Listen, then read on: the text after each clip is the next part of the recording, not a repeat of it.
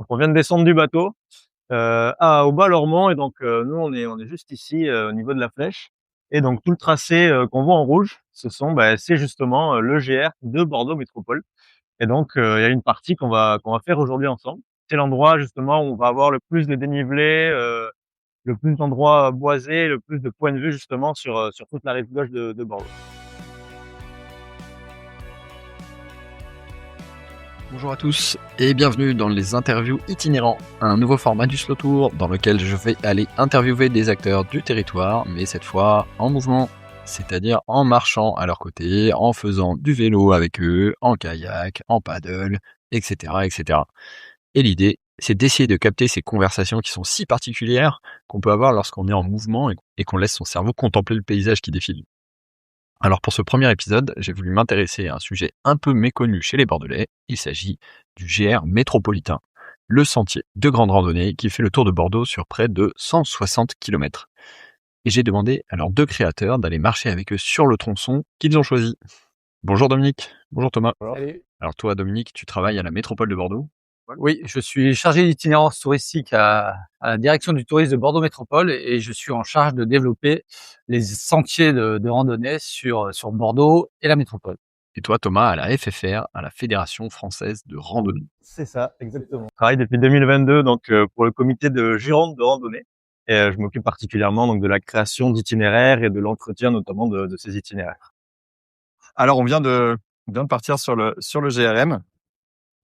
D'où vient cette idée de faire le tour de Bordeaux à pied? Quel a été le déclic? Moi, quand je suis arrivé, il y avait déjà la boucle verte qui existait. Et avant la boucle verte, c'était le grand tour de découverte de la métropole. Donc ça, c'était une idée politique, je pense, dans les années 2005-2006, où là, il a émergé l'idée de relier les grands parcs urbains entre eux, les grands espaces naturels entre eux, et comment les rejoindre en mode doux. Donc il y a eu un travail à l'époque de reconnaissance, d'itinéraires, et au fur et à mesure, la boucle verte a été créée, et il y a eu une promotion qui avait commencé, je pense, vers les années 2012-2013. Et ensuite, cette boucle verte a pas eu peut-être l'effet escompté. Les gens ont pas forcément compris non plus le balisage parce que c'était pas normé PD. C'était pas un Non, balisage il y avait classique. pas de balise, tourne à gauche, tourne à droite, mauvaise direction, continuité, il y avait pas ça. C'était un positionnement des potelets et de petites balises, mais pas directionnelles, donc on comprenait pas forcément bien. L'itinéraire existait, il était bien, mais il manquait ça. Et donc À ce moment-là que tu t'es rapproché de la PD de Thomas. Exactement. Donc c'était en 2017 où là on s'est dit comment lui donner une notoriété, lui donner une visibilité. Ouais. Et donc on s'est rapproché de la Fédération Française de Randonnée, donc de Gironde. Alors on est parti sur un GRP au début, un grande randonnée de pays. Peut-être Thomas, tu peux nous rappeler rapidement c'est quoi les grandes typologies de sentiers de grande randonnée? Ouais, exactement. Donc nous, on a trois classifications. On a le GR, donc sentier de grande randonnée, qui lui est plutôt linéaire, plutôt en ligne, et c'est une itinérance qu'on va faire sur plusieurs jours, voire plusieurs semaines pour les plus grands. Comme le Saint-Jacques, quoi, par exemple. Par exemple, voilà, ou comme par exemple le plus grand, c'est le GR34 en Bretagne, qui fait plus de 2000 km de long. Toi, il y a beaucoup de criques. Exactement. Et après, on va retrouver les GR de pays. Ça, c'est des GR qui sont plutôt sur un territoire, un département et plutôt en boucle. Ça va être une itinérance qui va plutôt être compris entre 2 et 7 jours, généralement. Et après, on a les PR, les promenades et randonnées, qui sont souvent appelées les petites randonnées, à tort justement, c'est plutôt les promenades et randonnées. Et là, ça va être plutôt des randonnées à la demi-journée ou à la journée, voilà, compris entre 5 et 25 km. Et donc, la particularité de ce GR de Bordeaux Métropole, c'est que c'est une boucle, et pourtant, ce n'est pas un GR de pays, mais c'est un GR. Et c'est ça qui fait toute sa particularité. On a l'habitude d'avoir des GR34, GR20, etc., des numéros. Et là, l'autre particularité, c'est que celui-ci, celui de Bordeaux, vous lui avez pas donné de numéro. Exactement. Non, c'était une volonté que nous avions, parce que moi, si on me parle du GR6, je sais pas où il est. Si on me parle du GR12, je sais pas s'il existe, mais je sais pas où il est. Et nous, on voulait donner une vraie identité à ce GR. Et donc, on l'a appelé le GR Bordeaux Métropole, parce qu'il n'est pas que sur Bordeaux, il est sur la totalité de la métropole. Et on a voulu lui donner une identité géographique. Mais Thomas pourra te dire que nous ne sommes pas les premiers. Nous ne sommes pas les premiers, mais il y en a très peu. Il y en a moins de 3 GR justement qui n'ont pas de numéro. Ça, c'est réservé justement aux GR. Les GR de pays ont un nom et pas un numéro. Mais les GR, c'est un des seuls avec notamment l'emblématique Tour du Mont Blanc. Et donc, pour repartir sur un peu sur l'histoire de votre rencontre aussi, donc c'est à peu près à ce moment-là, une fois que vous aviez dégrossi, je dirais, la boucle verte, etc., que donc tu t'es rapproché, toi Dominique, tu t'es rapproché de Thomas et de la Fédé. Mais dans quel but? Ah, parce qu'ils ont une expertise. Déjà, ils sont propriétaires de la marque GR. C'est inscrit à l'INPI. Nous, on peut pas l'utiliser sans leur autorisation. Donc, on s'est rapproché d'eux déjà parce qu'ils avaient une expertise. Et nous, on peut pas. Il y a chacun spécialiste. Donc, on se rapproche des spécialistes. Donc, on leur a fait cette proposition. Et donc, ils nous ont accompagnés tout au long de l'homologation.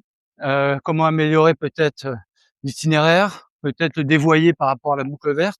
Donc la boucle verte, on a conservé, je pense, 85% de l'itinéraire initial.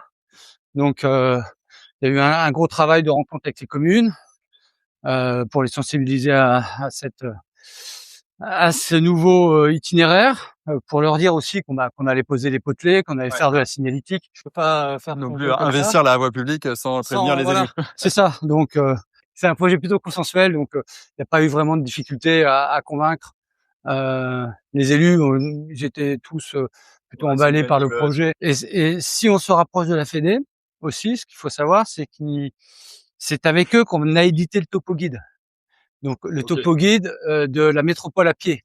Et donc ça veut dire qu'ils nous ont accompagnés dans l'écriture et dans l'édition, la constitution de ce topo guide. Qui décrit l'entièreté du GR avec des photos, de l'histoire, des indications sur le parcours. Ouais, et les trajets. Oui. Les cartes avec les trajets sont Donc dessus. c'est très complet. J'ai eu l'occasion de le voir ensemble. C'est vraiment super complet. Il y a tout ce qu'il faut pour réaliser le tour des 160 km. Et de côté, toi, Thomas, FFR, donc votre mission ou votre participation au projet, c'est la signalétique et c'est l'entretien, c'est ça? C'est ça. Donc ça commence dès lors de la création, comme l'a bien dit Dominique tout à l'heure. La marque GR est une marque déposée par la Fédération française de randonnée. Donc une collectivité territoriale ne peut pas créer toute seule un GR. Et à l'inverse, la Fédération française de randonnée sans l'appui de communes, du territoire, des EPCI, des départements, ne peuvent pas créer en fait tout seul un GR. C'est vraiment une collaboration entre et Bordeaux Métropole et justement la Fédération française de randonnée en Gironde sur ce GR. Puis après, on apporte aussi notre expertise sur le tracé, mais pas que, notamment au niveau du balisage. Où là on a des baliseurs, ce qu'on appelle, c'est des bénévoles qui sont formés, qualifiés, pour justement baliser cet itinéraire. Donc sur les 160 kilomètres, on peut se guider uniquement avec des balises de continuité, des balises qui nous disent de tourner à droite, de tourner à gauche, de mauvaise direction pour pas se perdre. En plus justement du topo guide ou d'applications mobiles comme Marando qui nous permettent aussi de nous repérer sur le GR. Donc, Marando, donc qui est l'application de la FFR que vous avez sortie il y a pas exactement, elle est créée en 2022. Donc c'est assez récent, finalement ça fait moins de 4 ans qu'elle est sortie. Et on vient de fêter notre 1 millionième d'utilisateurs. Ouais, exactement. Donc on est très fiers et ça permet aussi d'avoir des statistiques sur les parcours et sur leur fréquentation. Donc c'est assez intéressant. Et puis surtout, ça permet au tout public quand il a envie de faire une rando le week-end, de chercher, de trouver des idées de randonnée en Gironde ou ailleurs, justement sur cette application.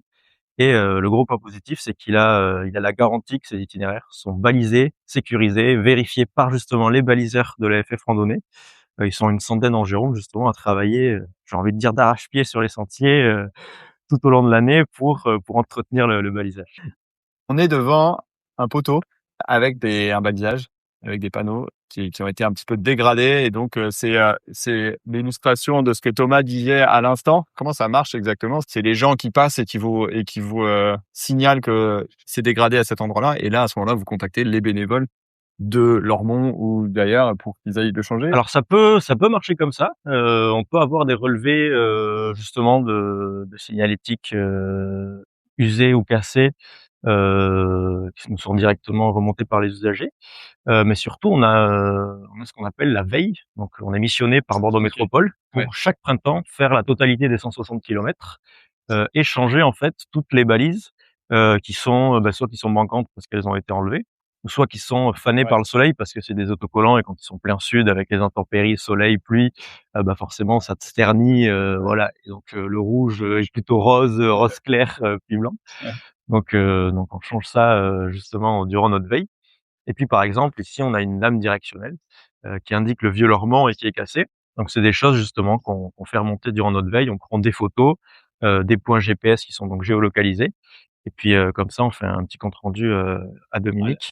Alors une lame directionnelle, c'est un panneau, hein, en fait. Ouais, tout à fait. Pour visualiser ce que c'est les fameux panneaux jaunes avec les noms des destinations et les distances. Donc là, on est à 2,4 km du parc Palmer et 6 km du parc du Cypressa. Parfois, il y a les temps qu'il faut pour y arriver aussi, mais on n'a pas voulu. Mais ici, il y en a pas. Non. Ça a été un choix. Ouais. Parce que une distance, c'est factuel. Une durée, non. Une personne qui marche très vite va pas mettre le temps indiqué. Une personne qui marche lentement ne mettra non plus le. Et en fait, la distance, ils font la même. Ouais. Et c'est ça qui est rigolo avec la temporalité quand on met ça sur les panneaux, c'est que en fait ça devient un jeu. On est toujours là à se dire ah là là, je suis nul. Soit je suis nul, soit je suis très fort.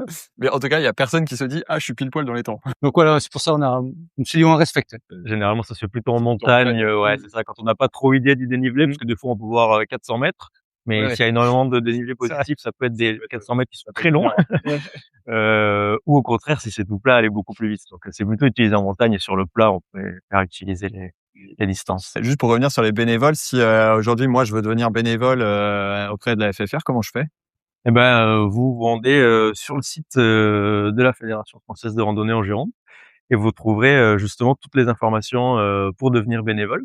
Et puis on vous invite justement à vous rapprocher de moi et on pourra faire 1-2 journées d'essai justement pour découvrir si cette activité vous plaît. Alors pour l'instant on est sur 100% de réussite, donc j'ai pas trop de soucis là-dessus, mais voilà. Puis après on vous accompagne. Alors c'est une formation qui est assez rapide, qui se fait toujours dans la bonne ambiance, qui dure 2 jours.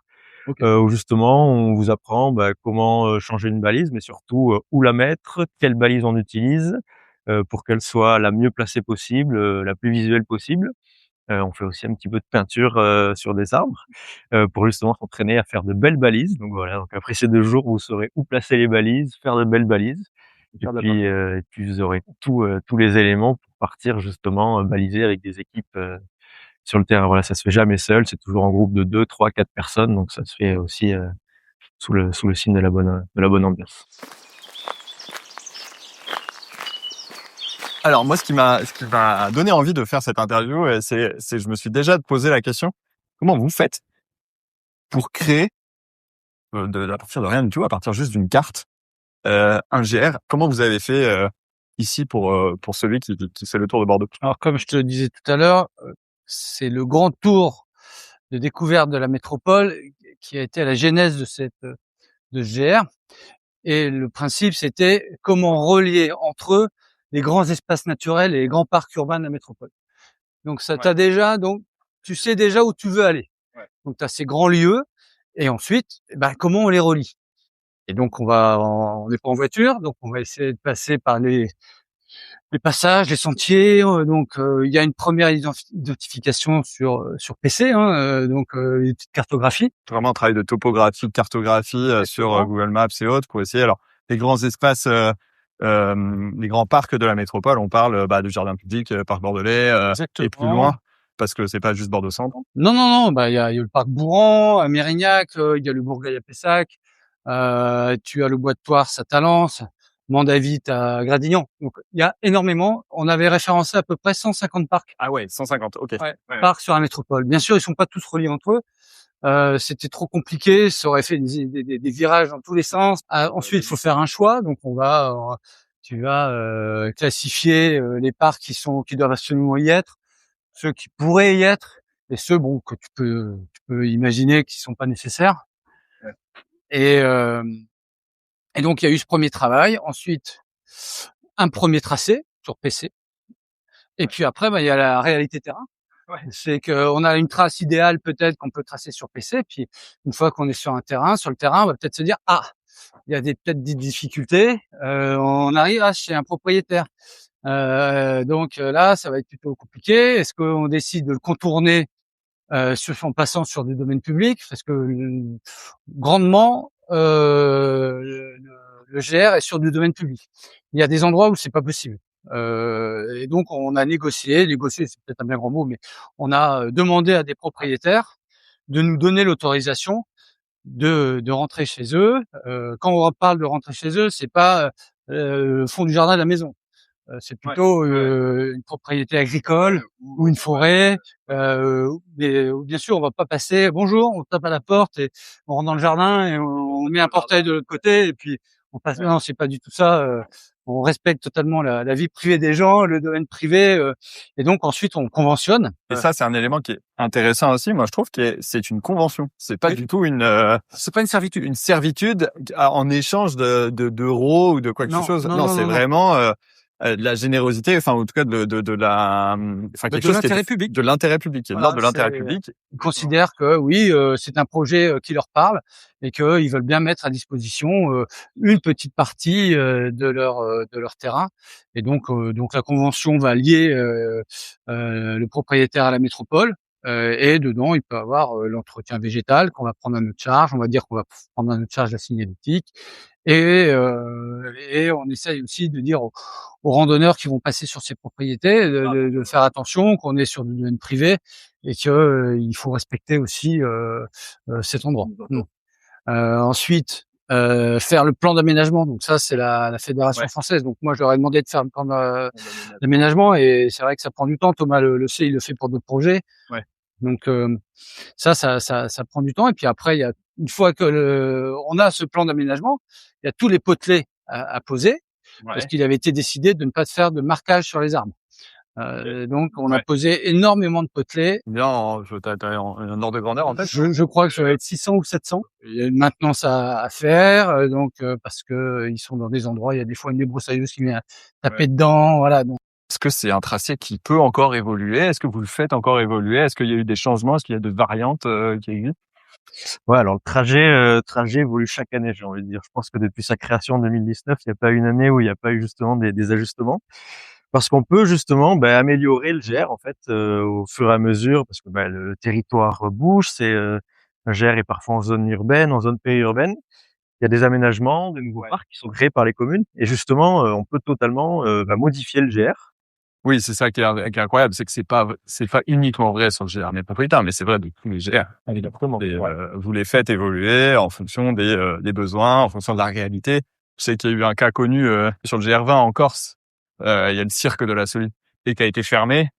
Bon, alors parce qu'il y avait eu des accidents, parce qu'il était devenu trop dangereux, trop difficile à équiper. Autour de Bordeaux, on n'en est pas encore à ce niveau de risque et d'adrénaline, mais c'est une partie importante de votre travail de continuer à mettre à jour les GR.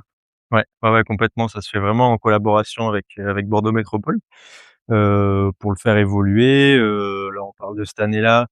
Il y a un nouveau cheminement qui a été ouvert il y a peu à Florac, au domaine de Civirol. vers le domaine de Civirol, ouais, exactement. Et donc justement, l'objectif, c'est de dévier le GR il passe aujourd'hui sur une rue Pasteur qui est moins agréable justement que ce nouveau fil vert qui a été ouvert. Et donc l'objectif, c'est justement de déplacer le GR sur le domaine de Civirol qui est en forêt, qui est vachement plus agréable. Et donc c'est dans les petits papiers, ouais. Et je t'annonce que tu auras bientôt une demande supplémentaire pour passer dans le parc de l'arrière-base sous-marine au bassin à flot, parce qu'il y a un nouveau parc qui a été aménagé, et comme le parc, le GR, c'est de relier les grands parcs entre eux, dès l'instant où il y a un parc ou un aménagement, qui se crée, on essaye Exactement. Non, le risque feu de forêt est à prendre en compte, hein. Et pendant les feux de forêt en 2022, Thomas pourra t'en parler, il y a des itinéraires qui ont dû être fermés, non?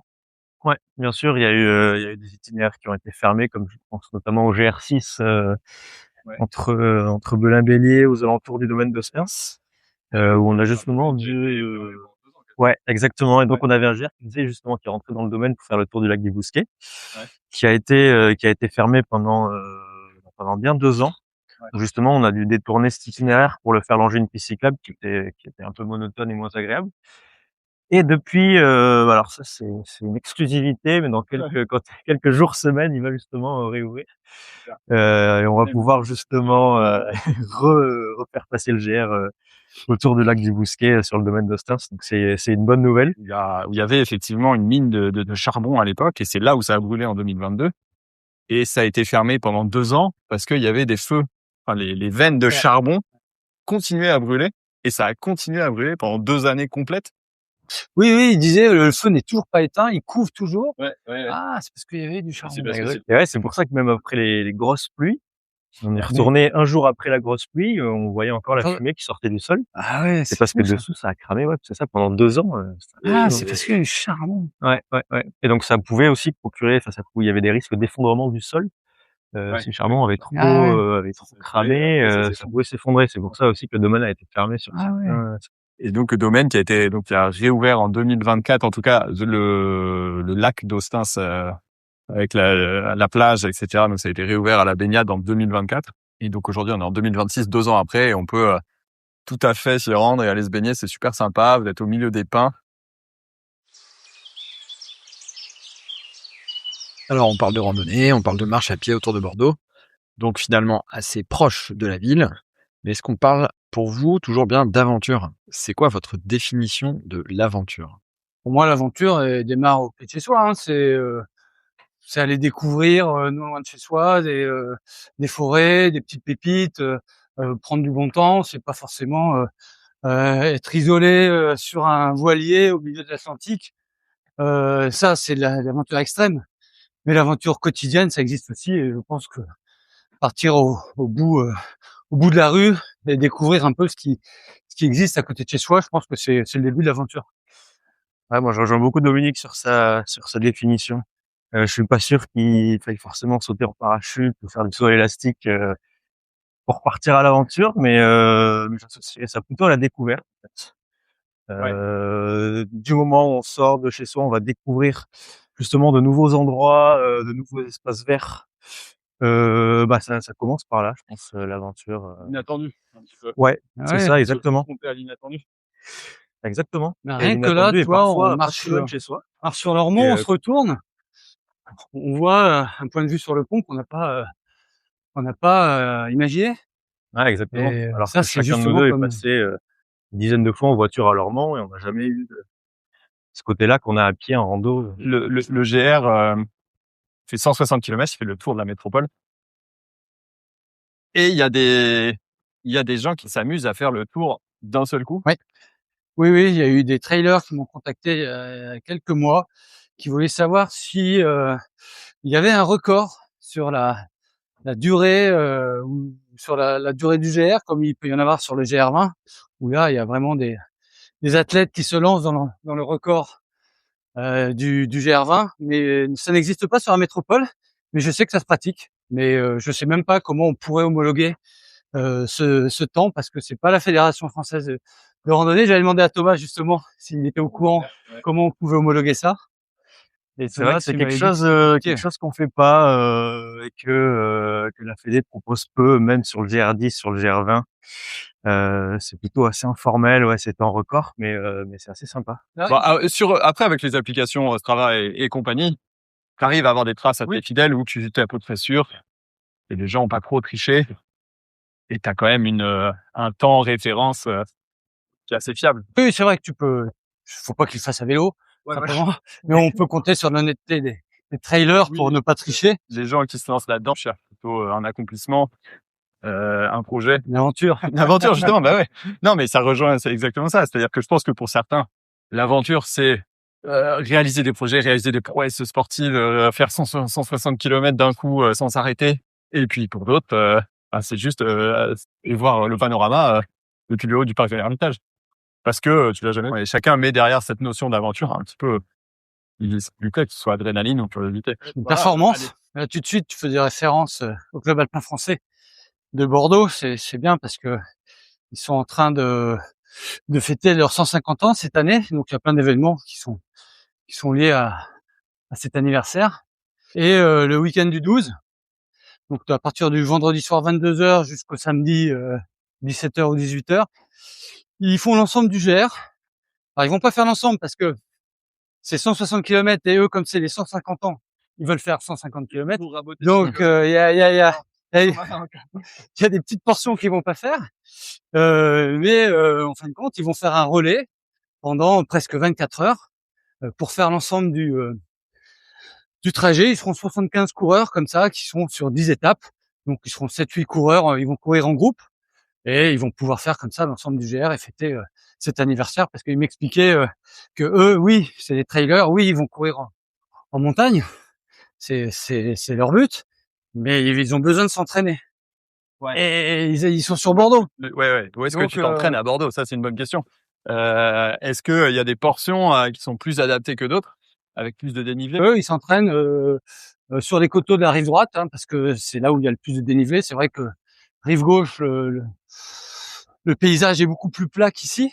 Ben, ça s'entend déjà parce que tout à l'heure on marchait, on s'est un peu essoufflé, tandis que là-bas c'est un petit peu plus plat.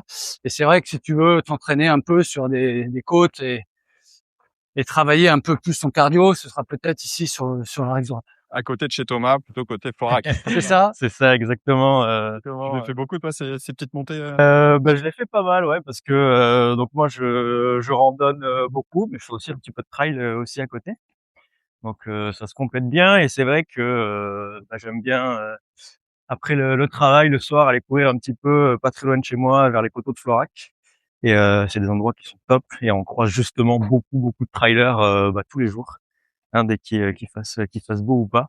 Sur ces parties-là, côté Florac, Bouillac, tout le fil vert qui va jusqu'à Senon, on croise énormément de trailers. Ça représente combien en dénivelé, si tu juste pour donner un peu des ordres de grandeur? Ouais, t'es très vite, même sur des petites portions de 6-7 kilomètres, t'atteins vite les 200-250 des plus. Ouais. En allant de Florac à Bouillac, donc c'est assez sympa. Oui. Quoi faire travailler un petit peu les jambes. Ouais, c'est ça exactement. Vous avez designé le truc en vous disant, bon, bah, alors là, il y a des portions, ça va être plus compliqué quand même. S'il y a 6 km avec 200 de D+, bon, alors c'est pas encore les Pyrénées, hein, justement. Est-ce que tout le tracé est adapté quand même pour les familles avec des enfants? Ouais, c'est ça. Même pour toutes les portions, franchement, je dirais que c'est accessible vraiment pour le tout public. Il y a pas de passage réellement très technique sur ce GR-là. Donc justement, on peut ajuster la distance en fonction du dénivelé un petit peu qu'on veut faire et de ses capacités physiques. Mais franchement, ça s'adresse vraiment à tous les publics et on a la chance d'avoir un réseau de transport en commun qui est vraiment bien maillé et qui croise et recroise le GR un petit peu à plusieurs endroits. Donc on peut justement se permettre de faire des petits bouts en y allant en tram, en bus, en revenant ou même par le bateau Comme on a fait aujourd'hui, Ouais. on est parti de la Cité C'est ça. du Vin, on est allé jusqu'à la halte bateau Lormont-Haut. En bas, ouais. Oui, parce qu'en haut, il y a pas l'eau. C'est ça, Et en bas, exactement.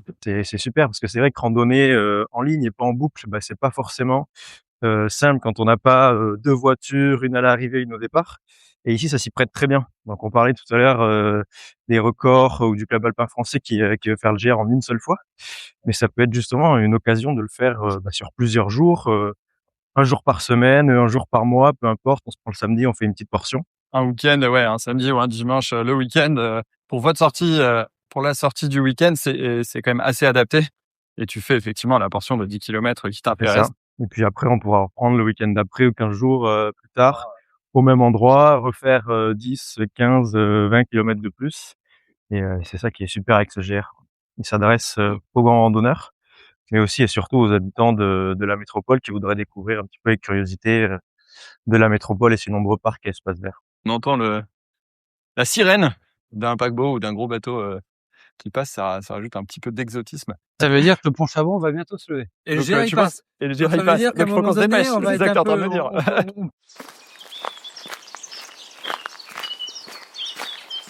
Quel tronçon est-ce que vous recommanderiez à quelqu'un qui voudrait tester le GR?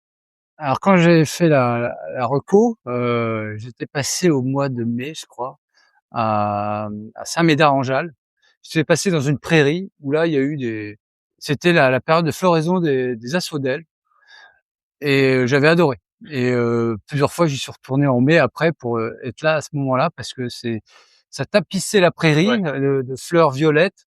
C'était super chouette. Alors, c'est sûr que c'est une petite période dans l'année, mais c'est vrai que j'avais trouvé ça super.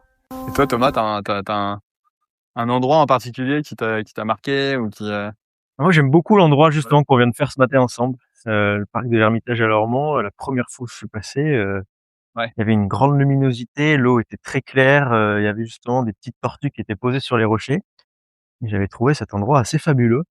Et j'aime toujours autant m'y promener. Et c'est d'ailleurs quand j'ai des copains, des proches qui me demandent une randonnée pas très loin de Bordeaux ou de la métropole. Justement, je conseille souvent ce parc-là. Et puis on peut continuer ensuite en fonction du temps qu'on a et de ses capacités physiques. On peut continuer justement jusqu'à Florac, voire même jusqu'à Bouillac, qui est un magnifique belvédère sur toute la rive gauche de Bordeaux. Donc voilà, on peut vraiment le continuer. Et c'est toute cette partie-là, c'est vraiment mon coup de cœur de ce GR. Alors là, on est à la ferme pédagogique Les Iris. On parlait tout à l'heure de la possibilité pour les familles de venir sur le GR, et ça, c'est un bon exemple. Donc, on a une ferme pédagogique avec des animaux qui sont là. Là, on a 2 magnifiques dindons qui sont face à nous. C'est toujours sympa d'avoir ces petites haltes sur le chemin. Ça change un petit peu. Et là, le dindon a failli attaquer Dominique, qui s'est enfui en courant. Reviens, Dominique, reviens. L'autre aspect que je voulais souligner sur ce GR et qui me semble intéressant et qui le différencie aussi des autres GR, c'est que on parle beaucoup de nature, etc., mais c'est pas que de la nature, et c'est aussi un GR qui est périurbain, comme on disait, et on passe par des endroits aussi qui sont dans la ville. Oui, le GR, c'est aussi un peu l'histoire de la ville, hein, parce que, par exemple, si on parlait de Saint-Médard tout à l'heure, là, Saint-Médard, on va longer un gros grillage. Et pourquoi on longe ce gros grillage? Parce que on longe l'ancienne poudrerie royale, qui était, comme le nom l'indique, une usine de production de poudre pour les canons, et qui est maintenant une usine qui produit le carburant pour la fusée Ariane. Donc il y a cette histoire-là. Donc on va longer un grillage. C'est peut-être pas l'endroit le plus sympa, mais ça dit quelque chose sur l'histoire des lieux. Ouais, complètement. Puis on s'aperçoit qu'à pied, on voit les choses complètement différemment. On peut être passé par un endroit en voiture ou par un autre moyen de transport plusieurs fois, mais quand on est à pied, on prend plus le temps en randonnée et on s'aperçoit de petits détails qu'on n'aurait jamais aperçus auparavant et qui nous font voir vraiment un endroit qui peut être très urbain et pas forcément une destination de randonnée à laquelle on pense en premier, mais pour autant tout aussi agréable de par son histoire, ses petits détails. C'est ça que je trouve très intéressant aussi en randonnée. Alors un autre exemple, ça serait Bègles. Bègles est l'histoire de la morue en France. On passe par les bords de la Garonne, et Bègles a été pendant longtemps donc le premier port de morue en France, et ça représentait, je crois, jusqu'à 3/4 ou 70% de la production de morue de la France entière. Et c'est tout l'intérêt d'avoir le topo guide. Le GR maintenant, il est bien avancé, il est bien établi. C'est quoi vos prochains projets? Là, le nouveau projet, c'est la mise en œuvre du schéma métropolitain de la randonnée. C'est-à-dire que on a donc le GR qui est 160 km sur 17 communes, qui se fait en itinérance ou qui peut se grignoter en quotidien en prenant les transports en commun. Mais ce qu'on veut aussi maintenant, c'est créer des petites boucles connectées au GR sur chaque commune pour valoriser un peu le patrimoine de chaque commune. Donc là, la fédération leur a passé une commande. Ils ont proposé 28 boucles pour 28 communes. Donc là, on commence à les mettre en œuvre. Donc l'an dernier, on a mis en œuvre Carbon Blanc et Artigue. Et puis Thomas pourra te parler. Là, ils sont en train de travailler dessus. Là, c'est sur la boucle des domaines et belvédères de Bassins. Exactement, ouais, c'est La prochaine boucle qui verra le jour, si tout se passe bien, le 19 septembre prochain.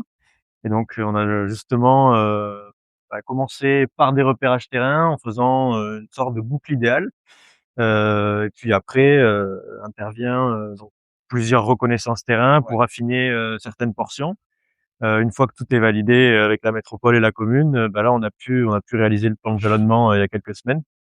En attendant justement la commande donc des potelets pour que tout le balisage soit effectif durant l'été. Ouais. Ce projet a changé vraiment votre rapport à la randonnée? Moi ça a bien changé ma perception de la randonnée, donc plutôt l'habitude d'aller un petit peu dans les Pyrénées. Moi qui suis natif des Landes, c'était pas très loin, et c'était pratique d'aller faire un petit peu de montagne. Mais en fait, justement, la randonnée, c'est pas que faire de la montagne, c'est pas que les Pyrénées ou les Alpes. On peut très bien randonner proche de chez soi, dans la nature, être autour d'un magnifique plan d'eau qu'on voit juste sous nos yeux ici au parc de l'Ermitage à Lormont. Donc ouais, pour moi, ça a vraiment changé ma vision de la rando, ouais, ce GR Bordeaux Métropole. Et pas que le GR Bordeaux Métropole, mais tous les GR en général, qui sont pas forcément que en haute montagne, mais on prend beaucoup de plaisir pour autant dessus. En fait, ça l'a rapproché. Ça l'a rapproché de ton quotidien. Les jours, t'es plus obligé d'aller au fin fond des Pyrénées, la vallée d'Ossau, pour aller à Gavarnie, Exactement. pour trouver ton dénivelé ou trouver ton plaisir à aller dans la nature. Au final, on arrive aussi à le faire à côté de chez soi. Exactement. Et puis même le soir, et on est au mois de juin maintenant, les jours sont tard, les jours sont grands, donc ça peut être très bien aller faire une petite rando, pas forcément très longue, le soir après le boulot ou plutôt le week-end un petit peu plus longue. Et pour autant être très agréable, voir des beaux paysages, voir un petit peu de dénivelé si on le souhaite sur certaines portions. Et être vraiment au cœur de la nature. Au cœur de la nature et pourtant être tout proche de la ville. Mais alors là, toi, je sais pas ce que t'en penses, mais moi j'ai pas l'impression d'être en ville. On était sur la place de Lormont au milieu des voitures il y a encore quelques minutes. Et là, on est en pleine nature, à côté du lac. Alors aujourd'hui, il y a pas un grand soleil, l'eau n'est pas très claire, mais s'il y a un beau soleil, on est dans une carrière, l'eau est claire et bleue et magnifique. Et on voit des petites tortues qui sont posées sur les cailloux, sur les cailloux au milieu du lac. Et c'est toujours des visions assez sympas. Si on a un peu de chance, on verra peut-être. Il y a aussi des grosses carpe-coilles Ouais. très colorées, très rouges, qui sont dans ce lac. On en verra peut-être. Et puis on a des petits poissons aussi qui sont devant Ils nous. sont juste devant nous. Voilà, et qui on a attendent des petits canards, des poissons, des petites tortues. C'est carpe-coille. Je vous renvoie donc vers l'épisode sur la spiruline. Parce que tu savais ce qui se passe quand tu donnes de la spiruline à des carpe-coilles? pas du tout. Elles deviennent quasiment rouge fluo. Ok. C'est spiruline et c'est une algue qui est bourrée de fer enfin surtout de fer en fait, de protéines et de fer. Et ça renforce les couleurs des poissons. Petit tip, si vous avez un aquarium ou si vous voulez vous lancer dans l'élevage de carpe-coilles et de spiruline parce qu'il y a une double, ouais. Oh, je pense que ça marche aussi. Ouais, Alors, on va faire peut-être la petite présentation de ce qui se trouve devant nous. On est devant l'un des refuges périurbains, donc qui est blanc, qui est en forme de nuage. On peut s'y rendre, on peut dormir dedans, on peut les réserver pour la nuit. on peut le réserver sur le site de la métropole. C'est le premier refuge qui a été créé. Ça a été fait avec la participation de Bruit du Frigo. C'est une association lormontaise et c'est Zebra 3, une autre association qui a construit le refuge. Donc ce refuge, il y avait une réplique qui avait été faite et je crois qu'elle était allée à Paris pour une exposition justement parce que c'était assez unique.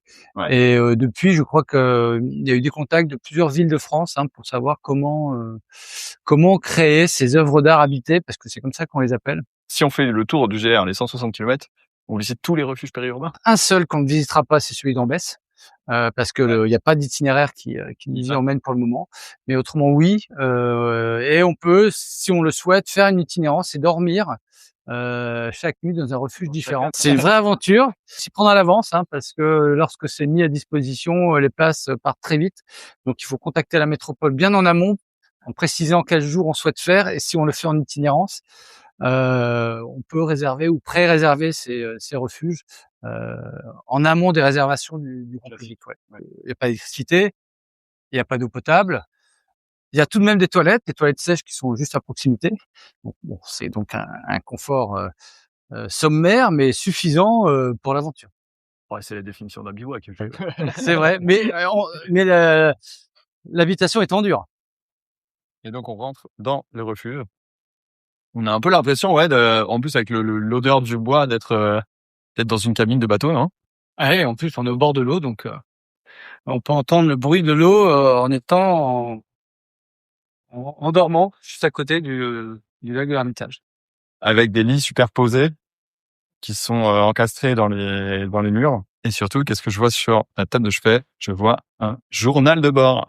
Une nuit pour 3 générations au son des grenouilles et des oiseaux. Une belle expérience pour chacun.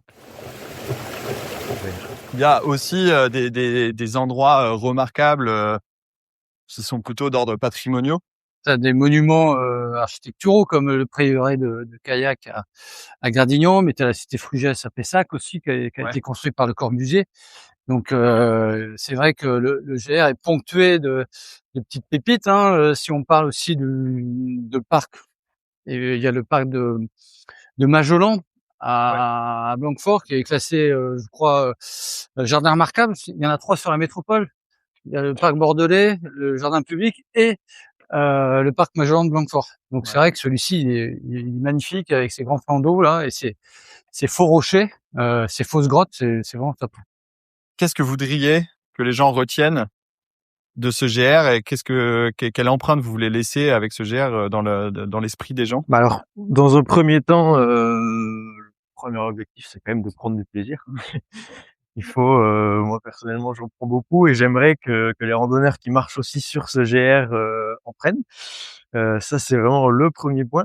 Puis aussi, moi, alors je suis pas forcément originaire de Bordeaux, mais ça fait maintenant quelques années que j'y vis et à travers ce GR, bah, j'ai appris plein de curiosités, plein de découvertes, plein de parcs sur ce GR et ça, je pense que ça peut être vraiment le cas de tous les habitants de la métropole.